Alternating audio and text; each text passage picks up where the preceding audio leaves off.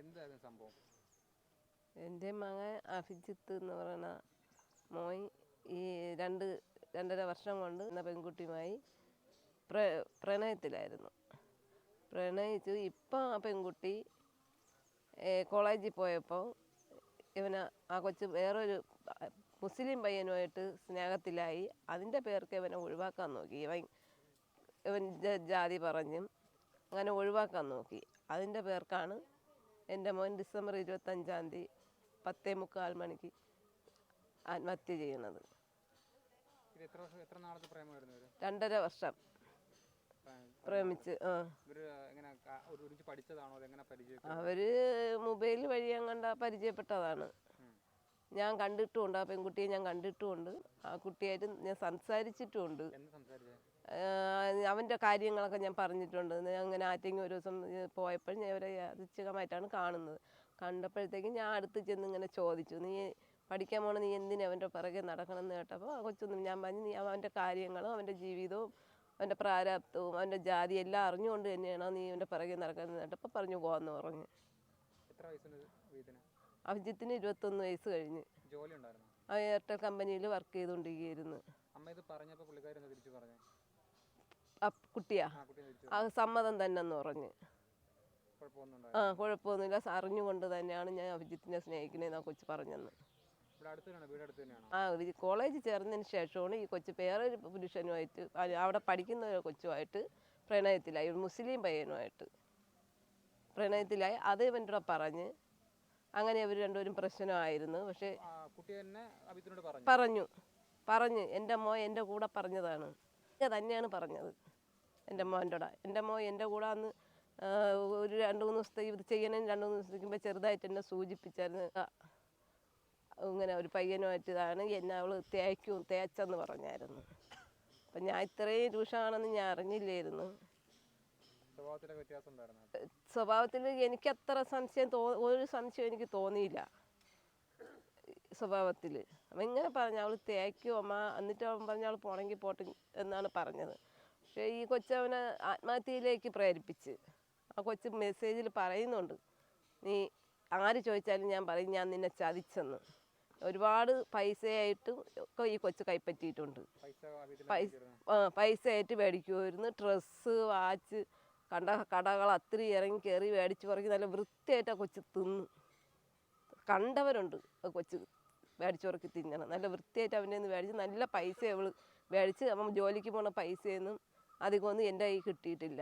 അതൊക്കെ ഇവക്ക് വേണ്ടി അവൻ ചിലവാക്കി. ഇപ്പോഴാണ് ഞാൻ അതറിയുന്നത്. എൻ്റെന്ന് വരാൻ ഞാൻ വീട്ടു ജോലി ചെയ്തുകൊണ്ട് പറഞ്ഞ പൈസ വരെ മേടിച്ച് തിന്ന പെൺകുട്ടിയാണ് ഈ പെൺകുട്ടി. എന്നിട്ടാണ് എൻ്റെ മോനെ അവൾ കൊലയ്ക്ക് കൊടുത്തത്. ചാറ്റ് കണ്ടായിരുന്നു, കുറേ കണ്ടു ഞാൻ. ചാറ്റൊക്കെ കണ്ട് അതിലുണ്ട് ഇവൻ ആത്മഹത്യയിലേക്ക് പ്രേരിപ്പിക്കുന്നത്. അതിലുണ്ട് ഉണ്ട്. പക്ഷേ ഇപ്പം മകൻ അങ്ങനെ ഒരു ആത്മഹത്യയിലേക്ക് പോയെന്നുണ്ടെങ്കിൽ അത് രക്ഷിതാക്കൾക്കും പങ്കില്ലേ? അതായത് നമ്മൾ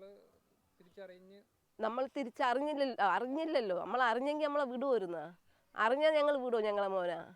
3 ദിവസം കൊണ്ട് ഇങ്ങനെ പറയാം. പക്ഷേ ഇവ ഇങ്ങനെ ഈ പെണ്ണ് തേച്ചെന്നേ പറഞ്ഞിട്ടുള്ളൂ. അവ ഇത്രയും പെട്ടെന്ന് ആത്മഹത്യയിലേക്ക് പോകുമ്പോൾ അതിൽ ഈ ചാറ്റ് നമ്മൾ ഇവൻ മരിച്ചതിന് ശേഷം ചാറ്റ് കണ്ടപ്പോഴാണ് മനസ്സിലായി ഇത്രയും പ്രശ്നം ഉണ്ടെന്ന്. അതിനു മുമ്പേ അറിഞ്ഞില്ല. അറിഞ്ഞെങ്കിൽ എൻ്റെ മോനെ ഞാൻ കൊലയ്ക്ക് കൊടുക്കും. എങ്കിൽ ഞാൻ അവളെ കൊന്നിട്ട് കൊടുക്കുള്ളായിരുന്നു. ഇപ്പോഴത്തെ ഒരു കാലം ഇതാണ്. ഇപ്പോൾ ഈ സമാനമായിട്ടൊരു 2-3 സംഭവങ്ങൾ അടുത്ത 2 ജില്ലകളിൽ നടന്നിട്ടുണ്ടായിരുന്നു. ശരിക്കും എനിക്ക് ഇനി പറയാനുള്ളതെന്ന് വെച്ചാൽ, ഈ പെൺകുട്ടികൾ, ഈ അമ്മമാരെ ആൺകുട്ടികളെ പ്രസവിച്ച് വളർത്തിയത് ഈ പെൺകുട്ടിയൊക്കെ കൊല്ലാനല്ല, മനസ്സിലായ? അവർക്ക് കൊല്ലാൻ വേണ്ടിയല്ല, ഈ പെൺകുട്ടിയൊക്കെ തുണയാവാനാണ് ആ മക്കൾ. തന്നല്ല, പെൺകുട്ടിയൊക്കെ കൊല്ലാനല്ല, ഈ പെൺകുട്ടിയൊക്കെ തുണയായിട്ട് ജീവിക്കാനാണ് ആ മക്കൾ. പക്ഷേ ഈ പെൺകുട്ടി ചെയ്തത്, ഈ പെൺകുട്ടിയെ പോലെയുള്ള 2-3 പേര് ചെയ്തത് കൊല്ലാണ് ചെയ്തത്. പക്ഷേ അവരും എന്നെങ്കിലും അമ്മമാരാവും, അവരും ആ മക്കളെ പ്രസവിക്കും. ആൺകുട്ടികൾക്ക് നീതിയില്ല, അല്ലെങ്കിൽ ആൺകുട്ടികളെ ചെയ്യാം. അത് ചെയ്തോട്ട്, കോടതിയെ നിയമം ആൺകുട്ടികളെ എന്തോ ചെയ്തോട്ട്. പക്ഷെ ഈശ്വരൻ എന്നുള്ളത് വെറുതെ വിടൂല. പെൺകുട്ടിയായിരുന്നെങ്കിൽ അഭിജിത്ത് ഇപ്പം ജയിലിൽ കിടന്നേനെ. അഭിജിത്ത് ജയിലിൽ കിടക്കുമായിരുന്നു. വീട് കയറി അവർ ആക്രമിക്കുമായിരുന്നു. അഭിജിത്തിൻ്റെ അച്ഛനെയും അമ്മയും ആക്രമിക്കുമായിരുന്നു അവർ.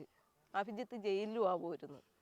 ആ ഒരു ഗതി എൻ്റെ മോൻ ഉണ്ടാവാതെ ഇരിക്കാനാണ് ഈ പെൺകുട്ടിയെ ഞാൻ എൻ്റെ മോൻ്റെ ഇഷ്ടത്തിന് അവന് ഇഷ്ടമാണെങ്കിൽ അവൻ കൊണ്ടുവരട്ടെ എന്ന് ഞങ്ങൾ പറഞ്ഞത്. എൻ്റെ മോൻ ജയിലിൽ കിടക്കാതിരിക്കാനോ അവ ആത്മഹത്യ ചെയ്യാതിരിക്കാനാണ് പറഞ്ഞത്. പക്ഷെ ഈ പെൺകുട്ടി അതല്ല ചെയ്തത്. ഏക ആശ്രയം എന്ന് വെച്ചാൽ എൻ്റെ ജീവനായിരുന്നു എൻ്റെ മോൻ. പക്ഷെ അവൾക്ക് ഒരു കാലം ഗുണം പിടിക്കൂല. അറിഞ്ഞ് ആ കൊച്ചെല്ലാം അറിഞ്ഞ്. ഇപ്പോഴും അവൾക്ക് ഒരു കൂസലില്ലാതെ അവൾ ആമ്പിള്ളേരെ ആറ്റങ്ങ ബസ് സ്റ്റാൻഡ് വർക്കല തോറും ഇപ്പോഴും നടക്കുന്നുണ്ട്. കണ്ടവരും ഉണ്ട്. ധാരാളം പ്രണയങ്ങൾ നമുക്കറിയാവുന്നവരും നമ്മുടെയൊക്കെ മുമ്പിലുള്ളവരും ഇഷ്ടംപോലെ പ്രണയങ്ങൾ ഇപ്പോഴും ഉണ്ട്. അവരുടെ അടുത്ത് അമ്മയ്ക്ക് എന്താ പറയാനുള്ളത്? അവരുടെ അടുത്ത് എനിക്ക് പറയാൻ ഒരു വാക്കേ ഉള്ളൂ, ഒരു ആമക്കളെയും കൊല്ലരുത്. ഇത്രേ എനിക്ക് പറയാനുള്ളൂ. ഒരു ആമ്പിള്ളേരെയും കൊല്ലരുത്. കഷ്ടപ്പെട്ട് ആമക്കളെ വളർത്തിയിരുന്ന ഈ പെൺപിള്ളേർക്ക് കൊല്ലാനല്ല, കൊല്ലരുതെന്നേ എനിക്ക് പറയാനുള്ളൂ. അവരെ എന്ത് വേണോ ചെയ്യട്ടെ, പക്ഷെ അവരെ കൊലയ്ക്ക് കൊടുക്കരുത്. കൊലയ്ക്ക് കൊടുത്ത ആ അമ്മമാർ നീർന്ന നീറ്റലുണ്ടല്ലോ, അത് അനുഭവിക്കുന്നവർക്കേ അറിയുള്ളൂ.